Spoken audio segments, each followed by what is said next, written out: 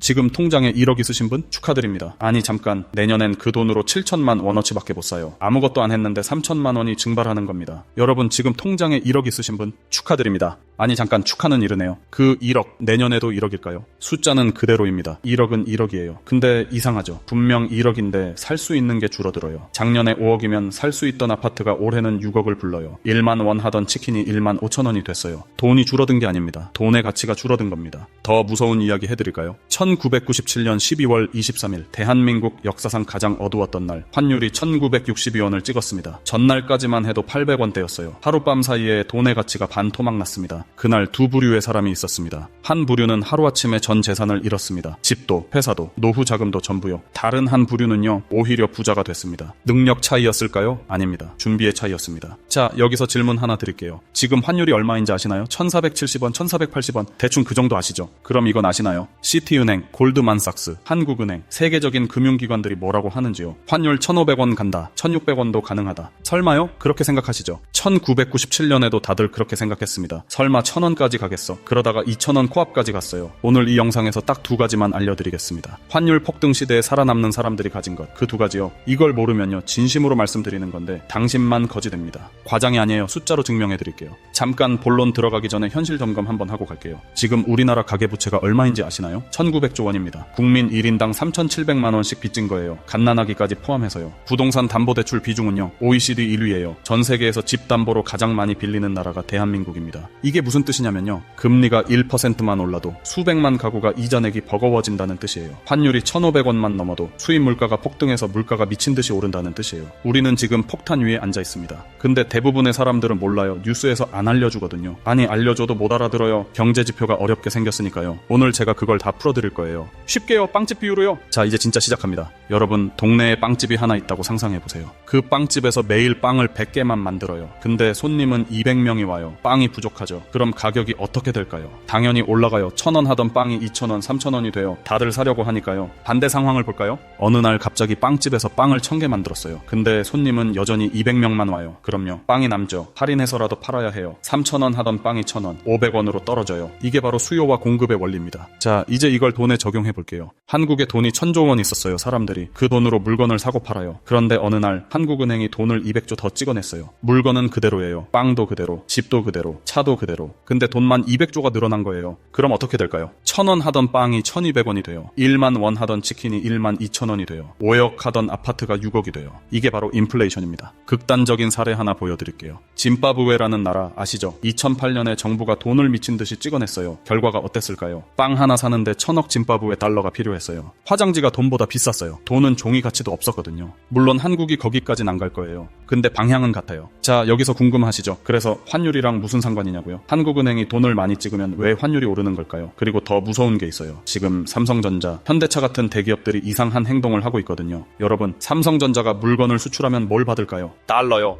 미국이나 유럽에 반도체 팔면 달러로 돈 받잖아요. 예전에는 어떻게 했냐면요, 그 달러를 받으면 바로 원화로 환전했어요. 당연히 직원 월급도 주고 국내 거래처에 돈도 줘야 하니까요. 근데 지금은요, 안 바꿔요. 달러를 그대로 쌓아두고 있어요. 왜 그럴까요? 이유는 단 하나입니다. 원화를 못 믿으니까요. 삼성만 그런 게 아니에요. 현대차, SK하이닉스, LG전자 다 마찬가지예요. 글로벌 기업들이 달러를 원화로 안 바꾸고 쌓아두고 있어요. 이게 무슨 뜻이냐면요, 시장에 달러 공급이 줄어드는 거예요. 달러가 귀해지는 거죠. 달러가 귀해지면 달러 가격이 올라가요. 즉 환율이 오르는 거예요. 대기업들이 환율이 더 오를 거라고 베팅하고 있는 겁니다. 생각해보세요. 삼성전자 재무팀에 바보가 있을까요? 현대차 자금팀에 경제 모르는 사람이 있을까요? 그들이 달러를 쥐고 있다는 건 뭔가를 알고 있다는 뜻이에요. 자, 여기서 두 가지 선택지가 있습니다. 첫째, 에이 설마 그러겠어 하면서 아무것도 안 하기. 둘째, 대기업들처럼 준비하기. 1997년에 첫 번째를 선택한 사람들은요, 다 잃었습니다. 두 번째를 선택한 사람들은요, 오히려 부자가 됐어요. 그럼 대체 뭘 준비해야 하는 걸까요? 여기서부터가 진짜 중요합니다. 환율 폭등 시대에 살아남은 사람들, 그들이 가진 것 딱 두 가지였어요. 첫 번째는 여러분도 예상하실 거예요. 근데 두 번째는요, 의외일 겁니다. 많은 분들이 그건 노인들이나 하는 거 아니야 라고 생각하는 건데 지금 전 세계 중앙은행들이 미친듯이 사들이고 있어요. 자, 첫 번째 생존 자산을 말씀드릴게요. 달러입니다.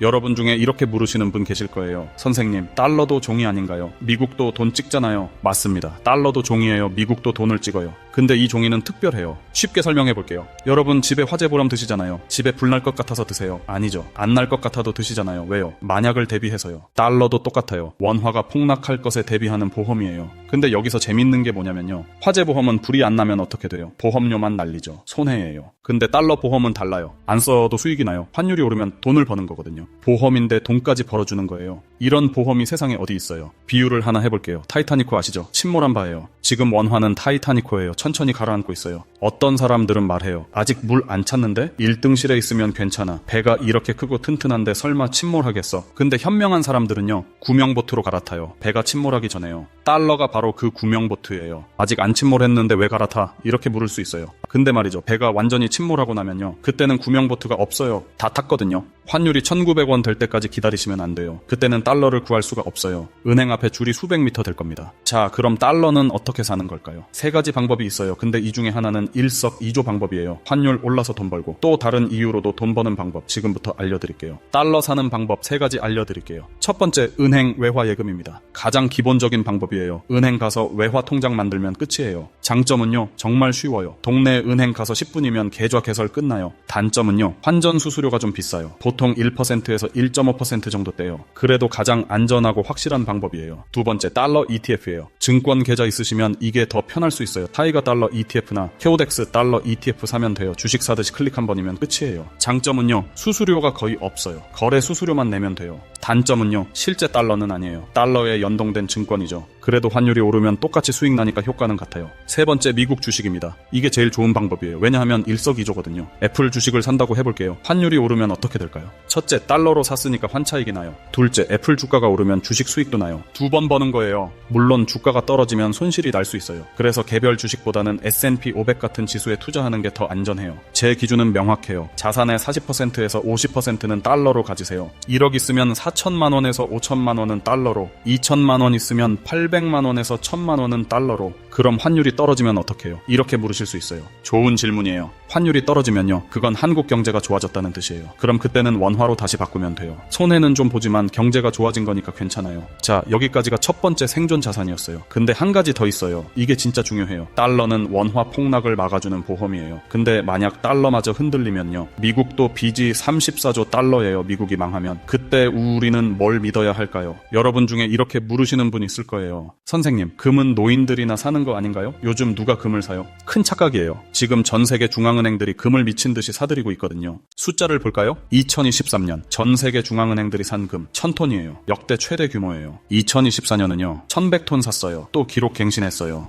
2025년은요 지금까지 800톤 샀는데 올해 끝나면 1200톤 넘을 것 같대요. 어느 나라들이 사는지 볼까요? 중국이 1위예요. 작년에만 200톤 샀어요. 러시아가 2위예요. 150톤 샀어요. 인도가 3위예요. 100톤 샀어요. 이 나라들의 공통점이 뭐냐면요, 전부 다 미국 달러에서 벗어나려고 하는 나라들이에요. 이 나라들이 왜 금을 살까요? 간단해요. 금은 어느 나라 것도 아니거든요. 달러는 미국 돈이에요. 미국이 마음대로 찍을 수 있어요. 원화는 한국 돈이에요. 한국은행이 마음대로 찍을 수 있어요. 근데 금은요, 아무도 못 만들어요. 자연에 있는 것만 캘 수 있죠. 그래서 가치가 있는 거예요. 근데 금덩이가 왜 가치가 있어요? 이걸 이해하려면 시간을 거슬러 올라가야 해요. 5000년 전 고대 이집트, 금 1g이면 빵 100개 살 수 있었대요. 2000년 전 로마 시대, 금 1g이면 빵 100개 살 수 있었어요. 1000년 전 고려 시대, 금 1g이면 쌀 100도에 살 수 있었어요. 지금은요, 금 1g이 15만 원이에요. 그 돈이면 빵 100개 정도 사죠. 보세요. 5000년 동안 금의 구매력이 거의 똑같아요. 원화는요, 5000년 전엔 없었어요. 100년 전에도 지금이랑 달랐어요. 근데 금은 5000년 동안 똑같아요. 2008년 금융위기 때를 볼까요? 리먼 브라더스가 파산했어요. S&P 500은 50% 폭락, 부동산은 40% 폭락. 근데 금은요, 반대로 50% 올랐어요. 왜 그랬을까요? 사람들이 금으로 도망갔거든요. 달러도 못 믿겠고 주식도 못 믿겠으니까 금을 산 거예요. 그럼 금은 어떻게 사야 할까요? 자, 여기서 잠깐, 달러와 금을 사야 하는 건 알겠는데 언제 사야 할까요? 지금 당장요? 아니면 더 기다려야 할까요? 경제지표를 읽을 줄 알아야 합니다. 5가지만 기억하세요. 첫째, 국채금리.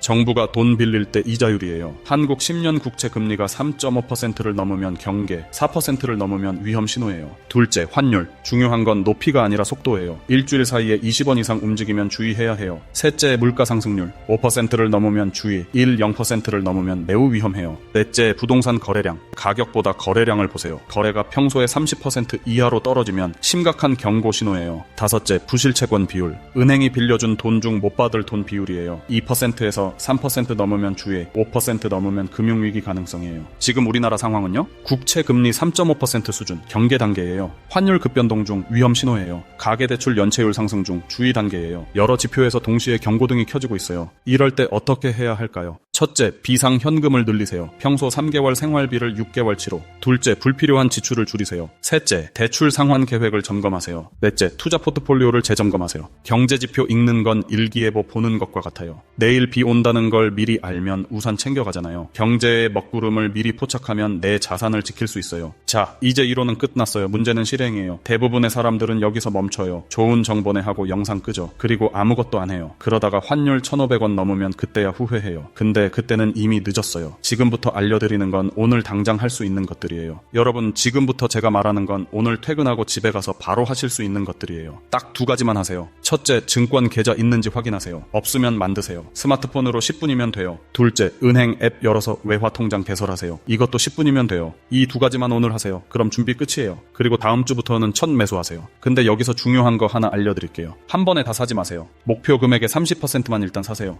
예를 들어 달러를 4천만 원어치 사기로 했으면요, 일단 1,200만 원만 사세요. 왜 전부 안 사냐고요? 분산 매수하는 게 안전하거든요. 그리고 매달 정해진 날에 정해진 금액을 사세요. 급여 다음 날로 정하세요. 25일이 급여일이면 26일에 사세요. 자산 배분은 이렇게 하세요. 안전자산인 예금이나 국채는 40%, 성장자산인 주식이나 부동산은 40%, 대안자산인 달러나 금이나 원자재는 20%. 달러는 자산의 40%에서 50% 권장이라고 했는데 이건 위험 상황일 때 기준이에요. 평상시에는 20% 정도로 시작하시고 위기 신호가 보이면 늘려가세요. 금은요, 자산의 10%에서 20% 권장이에요. 최소 5년 이상 장기로 가져가세요. 금은 단타치는 자산이 아니에요. 10년 후를 바라보고 사는 거예요. 10년 후에 금 가격이 얼마가 될지는 몰라요. 근데 한 가지는 확실해요. 10년 후에도 금은 여전히 금이에요. 원화는요, 10년 후에 얼마나 가치가 떨어져 있을지 아무도 몰라요. 자, 마지막으로 한 가지만 더 말씀드릴게요. 이게 오늘 영상에서 제일 중요한 이야기예요. 왜 지금 해야 하는지, 왜 내일 하면 안 되는지. 1997년 IMF 때요, 두 부류의 사람이 있었어요. 한 부류는 설마 그럴까 하면서 아무것도 안 했어요. 다른 한 부류는 혹시 모르니까 하면서 준비했어요. 결과는 어땠을까요? 준비한 사람들은 살아남았어요. 아니, 오히려 부자가 됐어요. 준비 안 한 사람들은요, 다 잃었어요. 집도 회사도 전부요.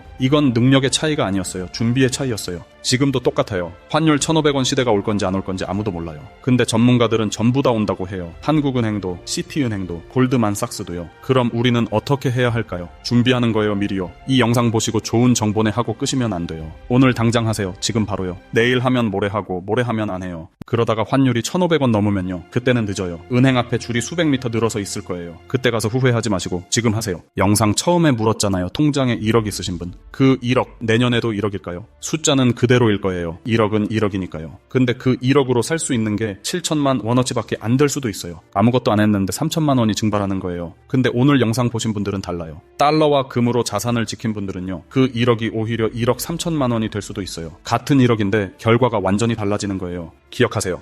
위기는 예고 없이 오지 않습니다. 항상 신호를 보냅니다. 마치 태풍이 오기 전 구름이 몰려오고 바람이 거세지듯이요. 문제는 대부분의 사람들이 그 신호를 읽지 못한다는 겁니다. 여러분은 이제 읽을 수 있어요. 행동만 하시면 됩니다.